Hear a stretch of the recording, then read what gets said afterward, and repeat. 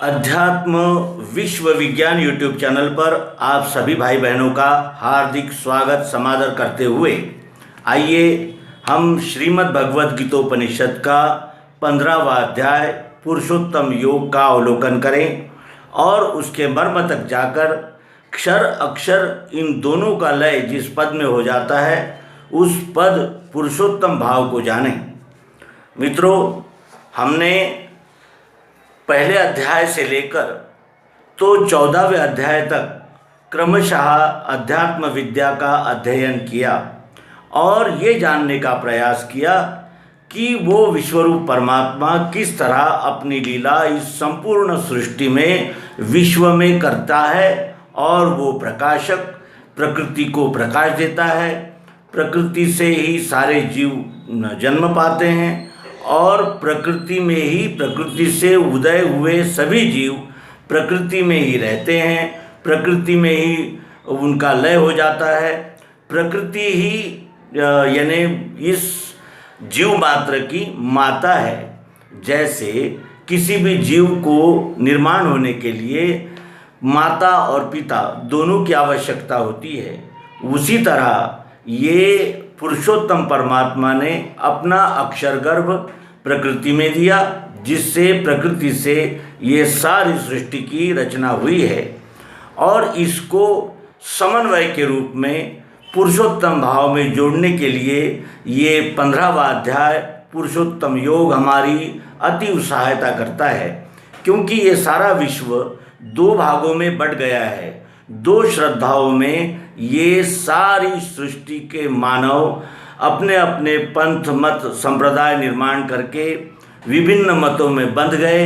एक का मत दूसरे को मान्य नहीं है, दूसरे का मत तीसरे को मान्य नहीं है और इस तरह वो ईश्वर तो अलग ही रह गया, लेकिन ईश्वर के नाम से यानी विध्वंस और विनाश का ही दृश्य आज दृष्टि के सामने है।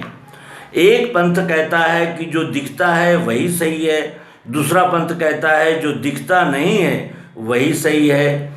जो कहता है कि ये जो दिख रहा है यही परमात्मा है, वो सगुण साकारवादी निर्गुण निराकारवादियों का द्वेष करते हैं। और जो कहते हैं कि जो दिख रहा है ये तो बदल रहा है, ये तो मिथ्या है, झूठ है, सपना है, वो निर्गुण से प्रेम करता है और सगुणवाद को झूठा ठहराता है। वस्तुतः जब तक तत्वदर्शी से हमारा संपर्क नहीं होगा, तत्वदर्शी का बोध हमारे हृदय में नहीं आएगा, तब तक हम भी इन्हीं दो अलग अलग यानी प्रवृत्तियों में बंधे रहेंगे और आपस में लड़ाइयाँ ही करते रहेंगे। सद्गुरु ही इसका प्रत्यक्ष यथार्थ बोध देते हैं और वो दोनों का लय तीसरा भाव पुरुषोत्तम योग, इसमें इन दोनों भावों का लय करके इस विवाद को सदैव के लिए समाप्त कर देते हैं और हम मुमुक्षुओं को वो अंतिम पद का दर्शन करा के उस अंतिम पद पुरुषोत्तम नाम भाव में स्थित करा देते हैं। यही सद्गुरु की महिमा है जो उन्होंने निज बोधार्थ कही है। निज बोधार्थ का अर्थ होता है अपने आप को ही जानने के लिए इस त्रिपुटी में इसका विश्लेषण करने के लिए इस त्रिपुटी भाव में एक ही विश्व वस्तु को तीन प्रकार करके जाना जाता है। इसीलिए त्रिपुटी में इस विश्वरूप परमात्मा की रचना इस पुरुषोत्तम योग नाम के अध्याय में हमें संपूर्ण जिसका बोध हो जाता है वही युक्ति अब प्रस्तुत है। इसे एक वृक्ष की उपमा देकर भगवान श्री कृष्ण जी समझा रहे हैं। श्री भगवान उवाच ऊर्ध्वमूलमधशाखमश्वत्थं प्राहुरव्ययं छन्दांसि यस्य पर्णानि यस्तं वेद स वेदवित् अधोश्चर्ध्वं प्रसृतास्य शाखा गुणप्रवृद्धा विषय प्रवालः अधश्च मूलान्य सुसंततानि कर्मानुबंधिनी मनुष्यलोके। श्री भगवान बोले, ऊंचा है मूल, शाखा है नीचे, अश्वत्थ ये कहा, अनाशी छंद है पत्ते, जो जाने वह वेदवित्। ऊंचा है मूल इस विश्व वृक्ष का मूल जो है वो ऊंचा है। अब यहाँ कुछ लोग उसको हाइट का ऊंचा जानते हैं, लेकिन वो हाइट का ऊंचा नहीं, तो श्रेष्ठता दर्शाने के लिए ये शब्द यहाँ आया है कि ऊंचा है मूल। जो मूल है वो वृक्ष का मूल श्रेष्ठ होता है। क्यों? क्योंकि यदि हम शाखाएं और पत्ते भी काट दें तो वो वृक्ष निर्मूल नहीं होता, लेकिन अगर उसका मूल ही काट दें तो वो एक क्षण में वो वृक्ष जो है वो समाप्त हो जाता है, और वो यानी जिसका नाश हो जाता है वृक्ष का मूल काट देने से। इसीलिए मूल क्या है? वृक्ष का सबसे श्रेष्ठ हिस्सा है मूल, और इसलिए यहाँ ऊंचा है मूल, शाखा है नीचे। मूल ऊंचा है यानी श्रेष्ठ है, और शाखाएं नीचे है। इसे अश्वत्थ कहा है, पीपल के पेड़ को अश्वत्थ कहते हैं। तो अश्वत्थ का उदाहरण देकर यहाँ पुरुषोत्तम भाव का परिचय श्री कृष्ण जी इस अध्याय में करा रहे हैं।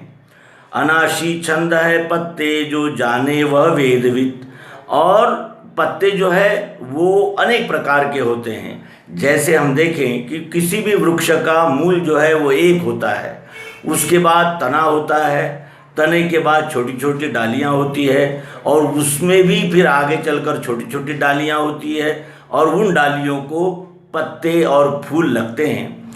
इसी तरह ये वृक्ष जो है, अश्वत्थ वृक्ष जो है विश्वरूप, इसका मूल जो है वो ऊंचा है यानी श्रेष्ठ है, शाखाएं नीची है, इसीलिए इसे अश्वत्थ कहा है। और अनाशी छंद है पत्ते, और फिर जो डालियों को लगे हुए हैं वो अनाशी छंद है पत्ते। और जो ये जानता है वो वेदविद है, यानी वेदों को जानने वाला कौन है? जो इस तरह इस विश्व वृक्ष को जान लेता है वो श्रेष्ठ है, वेदविद है, यानी वेदों को जानने वाला है। वेदों को जानने वाला केवल शब्दार्थी नहीं होता, उसका लक्ष्य मर्म जिसके पास आता है उसे ही वेदों का जानने वाला जानना चाहिए। और उसकी पत्ते छंद वाली सुशाखा फैली ऊंची और नीची गुणों से, मनुष्य योनि ये निचले में करे सदा कर्म स्वमूल के वो। उसकी पत्ते छंद वाली सुशाखा, उस वृक्ष की छंद वाली पत्ते और सुशाखा फैली ऊंची और नीची गुणों से। वो ऊंची और नीची गुणों से क्यों फैली है? क्योंकि सत्वगुणी ऊंचा जाता है, मध्य में राजसी रहे और तामसी नीचे को गिरे। तो उस तरह ये उसकी पत्ते छंद वाली सुशाखा कुछ ऊंची गई है, कुछ मध्य में है और कुछ नीची है गुणों से। सत्वगुणी ऊंचा जाता है क्योंकि वो श्रेष्ठ है, फिर रजोगुणी मध्यम है और तमोगुणी निचली वाली शाखाएं हैं। अब मनुष्य योनि ये नीचले में करे सदा कर्म स्वमूल के वो। मनुष्य योनि ये निचले में है। हमने देखा कि ऊंचा है मूल यानी श्रेष्ठ मूल है और वो मूल नीचे रहता है। मूल ही उस वृक्ष का प्राण होता है, उसी यानी श्रेष्ठ होता है। उसी तरह ये मनुष्य योनि ये निचले में है, यानी संपूर्ण उत्क्रांत है। अंतिम उत्क्रांति मनुष्य के रूप में हुई है। मनुष्य योनि ये सर्वश्रेष्ठ योनि है और इसीलिए वो स्वमूल के ही कर्म करता है। किसी भी मनुष्य को आप देखेंगे वह स्वमूल के ही कर्म करता है। क्यों? उसे ये जागृति क्यों है? क्योंकि वो संपूर्ण उत्क्रांत होकर आया हुआ जीव है। फिर नहीं इसे रूप तथापि दिखे, न अंत है आदि स्थिति नहीं है। इसे रूप नहीं है। क्यों? क्योंकि ये वृक्ष सतत इसका जो बाह्य स्वरूप है वो बदलता रहता है। जब बीज हम डालते हैं तो बीज का स्वरूप अत्यंत सूक्ष्म होता है, फिर वो जब उगता है तो उसमें से 2 पत्ते निकलते हैं, फिर धीरे धीरे वो बढ़ता है, फिर तना, फिर मोटी शाखाएं, फिर छोटी शाखाएं और फिर पत्ते। इस तरह वो बदलने वाला रहने से उसका स्वरूप बदलता रहता है। इसलिए कहा है कि इसे रूप नहीं है, फिर भी दिखता है, तथापि दिखे। इसे यानी ये सतत परिवर्तन होते हुए भी ये दिखता ही है और न अंत है न आदि स्थिति है। न इसका अंत नज़र आता है, न आदि यानी नज़र आता है, न स्थिति नज़र आती है। यानी इसको अंत देखें तो इसका अंत है ही नहीं, जहाँ तक हम देखते जाएंगे ये इसका स्वरूप दिखता ही दिखता है। और आदि भी नहीं है, इसका कब ये निर्माण हुआ, कहाँ से इसका उगम हुआ वो भी नज़र नहीं आता। और स्थिति अगर देखने जाते हैं तो ये पल पल बदलता है। हमें ही छोटे से थे, हमें ही बड़े होते हैं, हमें ही प्रौढ़ होते हैं और हमारे ही शरीर का रूपांतरण हो जाता है। यानी ये सतत रूपांतरण होने से इसे न रूप है और फिर भी ये दिखता है, और ये अंत भी नहीं है, आदि भी नहीं है और स्थिति भी नहीं है। और ऐसे अश्वत्थ को इस बलवान मूल के इसलिए कहा है क्योंकि इसको ये समाप्त तो होता ही नहीं, ये एक हाथ से उत्पत्ति करता है, दूसरे हाथ से लय करता है। इसीलिए इस बलवान अश्वत्थ के मूल को असंग रूपी असी से मिटा के, असंग रूपी असी से मिटा के, असी कहते हैं शस्त्र, ये जो दिख रहा है इसको असंग रूपी शस्त्र से ही मिटाया जा सकता है। यानी ये सारे भ्रम असंग होने से ही हमारे दृष्टिगोचर आते हैं। और पश्चात इसके पद ढूंढ नावो, जिसमें गए से नहीं लौट सकता। और असंग रूपी शस्त्र से इसका छेदन करना चाहिए, क्योंकि ये सतत रूपांतर होने वाला रहने से ये यानी लिप्त कर देता है, ये हमें जकड़ सकता है, क्योंकि ये सतत रूपांतरण होने वाला और शब्द स्पर्श रूप रसगंध सतोगुण रजोगुण तमोगुण इन गुणों से युक्त होने से हम इसमें यानी खो सकते हैं। इसीलिए इससे असंग होकर असंग रूपी शस्त्र से इसका छेदन करना चाहिए। यानी इससे अलिप्त यानी इसके साक्षी भाव में आने से ही उसका संपूर्ण स्वरूप हमें दिख सकता है। पश्चात इसके पद ढूंढ नाओ, जिसमें गए से नहीं लौट सकता।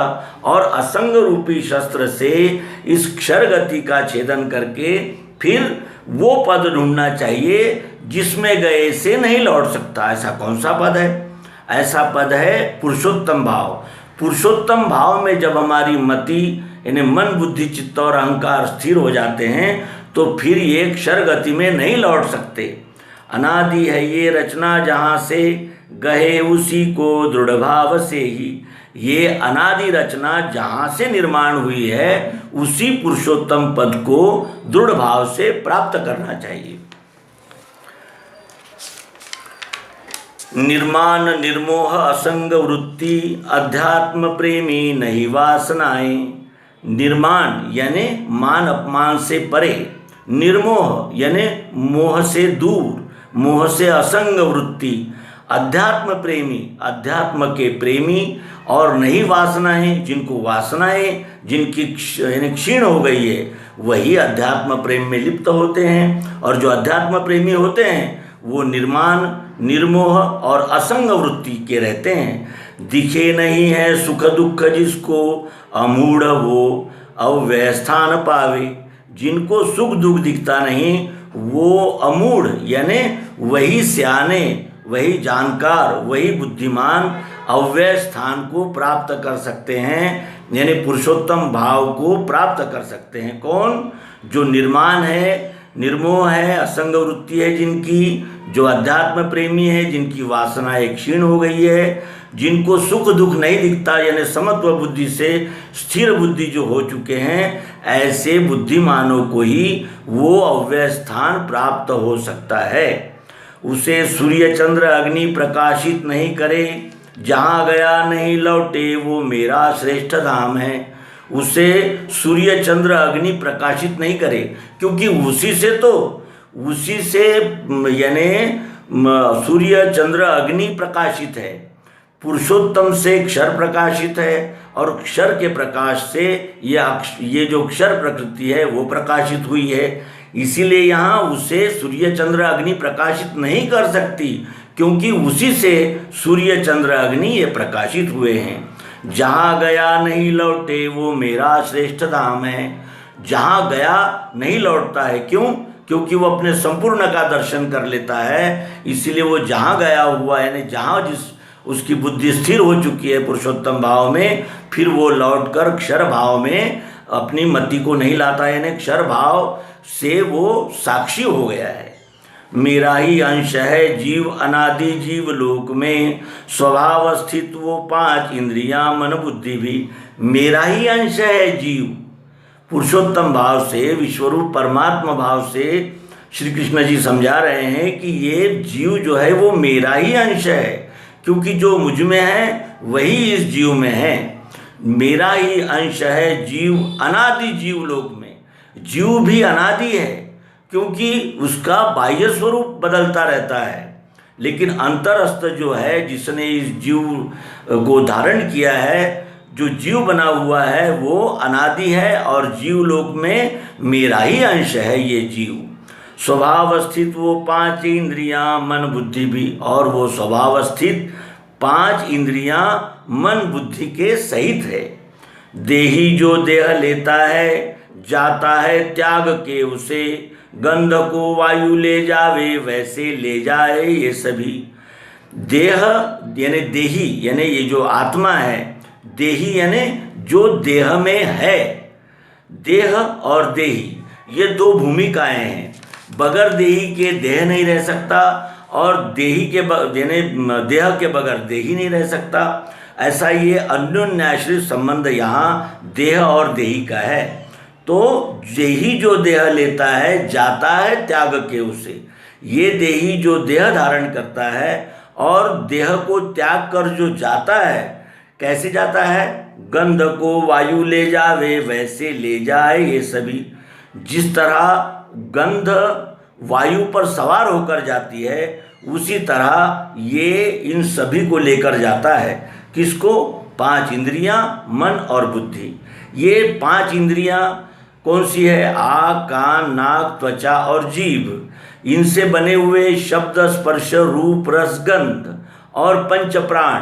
पंचप्राण प्राण, व्यान, उदान, समान और अपान, ये 15 और मन और बुद्धि, इनके संस्कार लेकर ये यानी अपने साथ ये 17 तत्व लेकर ये आत्मा देही यहाँ से चला जाता है।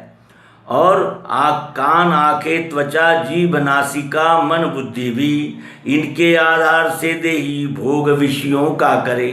ये देही विषयों का भोग करता है, तो इसके साधन क्या है भोग करने के?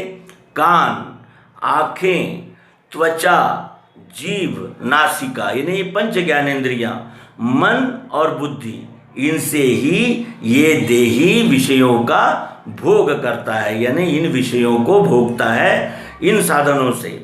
और जाते हुए स्थिति में भी भोगते गुण कर्म को, इसे मूढ़ नहीं देखे, देखे है ज्ञान चक्षु का। जाते हुए स्थिति में भी, यानी ये शरीर से जब ये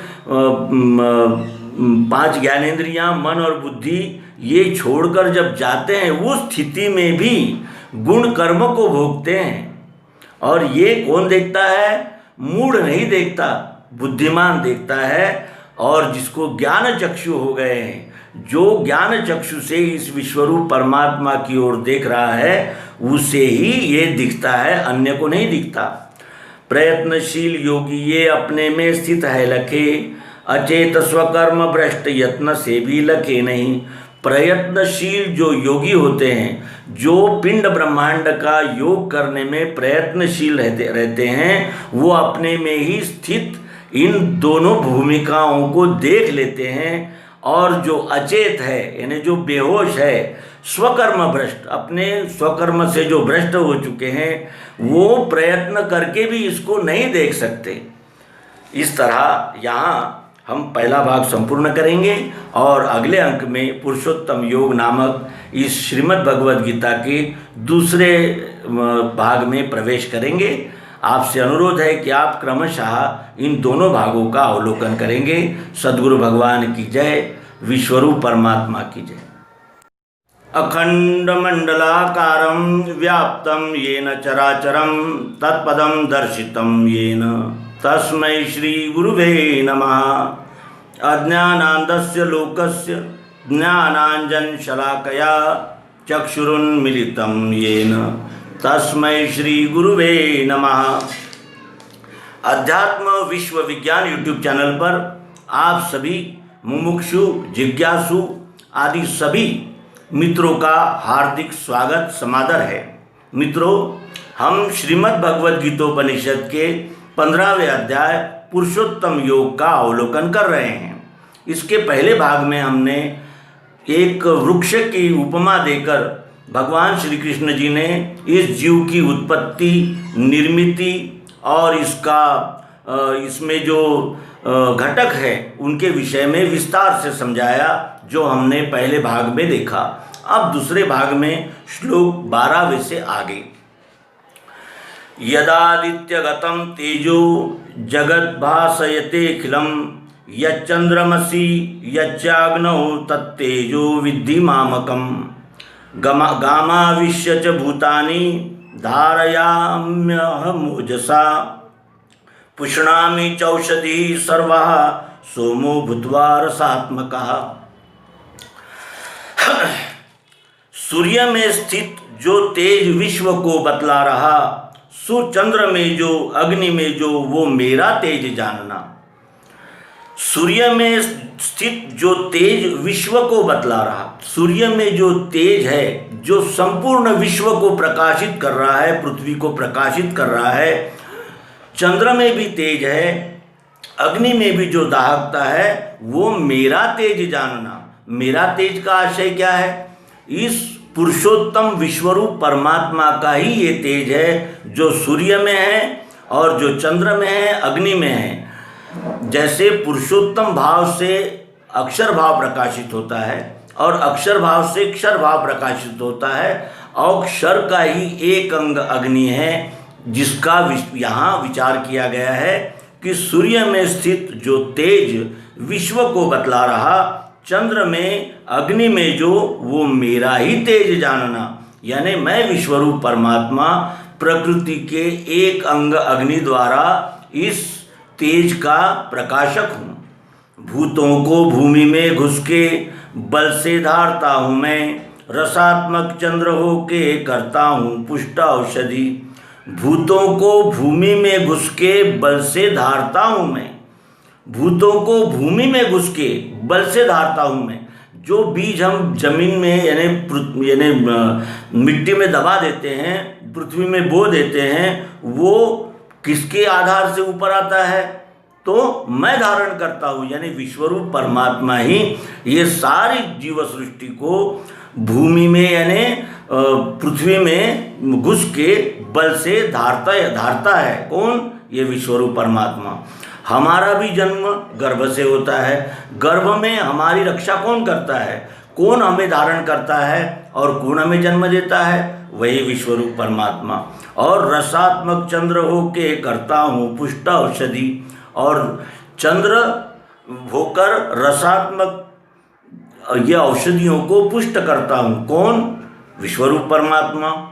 होके वैश्वानर अग्नि प्राणी होके शरीर में प्राणापान वायु द्वारा पचाता हूँ सुअन्न में। होके वैश्वानर अग्नि, हमारे जठर में एक वैश्वानर नाम का अग्नि है जो हमारे अन्न का पचन करता है।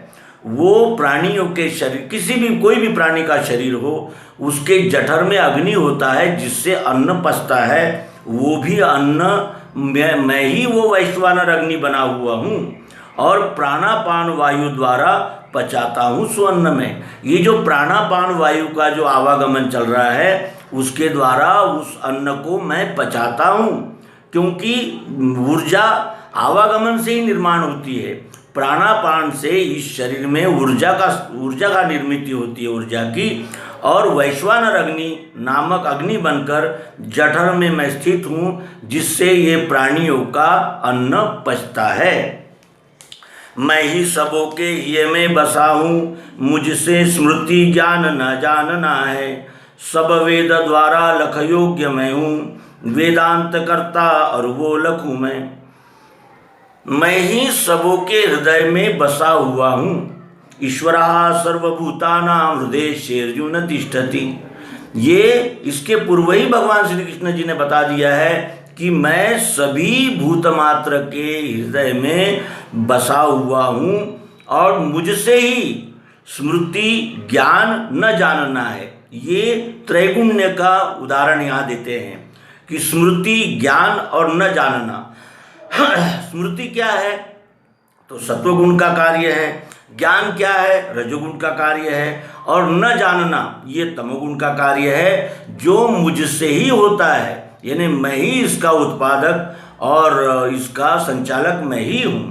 सब वेद द्वारा लख योग्य मैं हूँ, वेदांत करता और वो लखूँ मैं। सभी वेदों द्वारा देखने के लिए लक्ष्य क्या है सभी वेदों का, मैं ही हूँ। और वेदांत करता, वेदों का और वेदांत का कर्ता कौन है, मैं ही हूँ। और उसको देखने वाला जानने वाला कौन है, मैं ही हूँ। इसका आशय क्या है कि विश्वरूप परमात्मा ही अनेक अंगों से स्वयंभू लीला कर रहा है। विश्व में ये पुरुष दो है, क्षर अक्षर नाम से। क्षर कहा सब भूतों को, कूटस्थ अक्षर को कहा। विश्व में ये पुरुष दो है, क्षर अक्षर नाम से। दो पुरुष है, यानी ये पुरुषोत्तम परमात्मा अपनी यानी दो भागों में लीला करता है। एक क्षर है, क्षर जो सतत रूपांतरित हो रही है प्रकृति, क्षर भाव, और उसमें अक्षर भाव अस्तित्व भातित्व प्रियत्व रूप है। ये पुरुष दो है, इनको दोनों को पुरुष कहा है, क्षर पुरुष और अक्षर पुरुष। क्षर कहा सब भूतों को, क्षर किसको कहा, ये सभी भूतों को, यानी प्राणी मात्र जितने भी है वो क्षर गति में है, वही क्षर है जो सतत रूपांतरण होने वाली प्रकृति है। और अक्षर कूटस्थ को कहा, और रूपांतर होते हुए भी इस संपूर्ण प्रकृति में जो ओतप्रोत व्याप्त है, कूटस्थ है, वो है अक्षर भाव, जो संपूर्ण सृष्टि में ओतप्रोत व्याप्त है। पुरुषोत्तम है न्यारा, उसको परमात्मा कहे। और इन दोनों भावों से वो पुरुषोत्तम भाव न्यारा है। क्यों? क्योंकि उसी पुरुषोत्तम भाव ने क्षर अक्षर इन दोनों भावों को अपने में लय करके रखा है, जिसे नाम कहते हैं। वो कहते हैं कि पुरुषोत्तम है न्यारा, यानी न्यारा का अर्थ क्या है, संपूर्ण है वो। क्षर भी वही है, अक्षर भी वही है, इन दोनों भावों का लय परमात्मा पुरुषोत्तम भाव नाम में हो जाता है। पुरुषोत्तम है न्यारा, उसको परमात्मा कहे, जो तीनों लोक में घुस के राखे अव्यय ईश। वो तीनों लोकों में घुस के अव्यय ईश, वो सबका रक्षण करता है। अब यहाँ तीनों लोक आ गए हैं, इससे भी कई लोग भ्रम में पड़ जाते हैं। तीनों लोक, वो कहते हैं सूर्य, स्वर्ग, मृत्यु, पाताल, ऐसे तीन लोग मानते हैं। लेकिन यहाँ वास्तविक अर्थ क्या है, वर्तमान, भूत और भविष्य, इन तीनों लोकों में मैं ही अव्यय ईश सभी जीव सृष्टि का उत्पत्ति स्थिति लय का कार्य करता हूँ। जब मैं परे हूँ क्षर के, उत्तम अक्षर से भी हूँ, इससे वेद शास्त्रों में पुरुषोत्तम है कहा। मैं क्षर से अलग हूँ, यानी मैं अक्षर भी हूँ और उत्तम अक्षर से भी हूँ, यानी क्षर और अक्षर इन दोनों मेरे ही भाव है। इससे वेद शास्त्रों में पुरुषोत्तम कहा। पुरुषोत्तम ये नाम भाव है, इसमें क्षर यानी परिवर्तनशील, गति प्रकृति, और अपरिवर्तनीय चाह जरूरत प्रियत्व रूप मिठास आत्मा, ये दोनों का लय पुरुषोत्तम भाव में हो जाता है। पुरुषोत्तम की ही क्षर और अक्षर ये लीलाएं हैं। इस रीति जो मुझे ज्ञानी जाने हैं पुरुषोत्तम, वो सर्वज्ञ भजे मुझको भारत सर्वभाव से। इस रीति से यानी क्षर अक्षर इन दोनों का लय पुरुषोत्तम भाव में होता है। इस तरह जो ज्ञानी मुझ पुरुषोत्तम विश्वरूप परमात्मा को जानता है, वो सर्वज्ञ है, जो प्रत्यक्ष विज्ञान अध्यात्म विज्ञान के द्वारा प्रत्यक्षतः मुझे क्षर अक्षर इन दोनों भूमिकाओं के सहित पुरुषोत्तम भाव में जानता है। वो सर्वज्ञ भजे मुझको भारत सर्वभाव से, वो सर्वज्ञ है, सब कुछ जानने वाला है, क्योंकि उसने पुरुषोत्तम के क्षर और अक्षर इन दोनों भावों को जान लिया है। और फिर वो इन दोनों भावों को जानकर सर्वज्ञ यानी दोनों भावों को जानने वाला मुझे मेरे विश्वरूप परमात्मा को भजता है, यानी उसकी सेवा में लग जाता है सर्वभाव से। ये सब कुछ उसी विश्वरूप परमात्मा के अनंत स्वरूप है। वही एक परमात्मा अनंत इकाइयाँ घटकों में लीला कर रहा है, ये जानकर फिर वो सर्वभाव से सेवा में लग जाता है।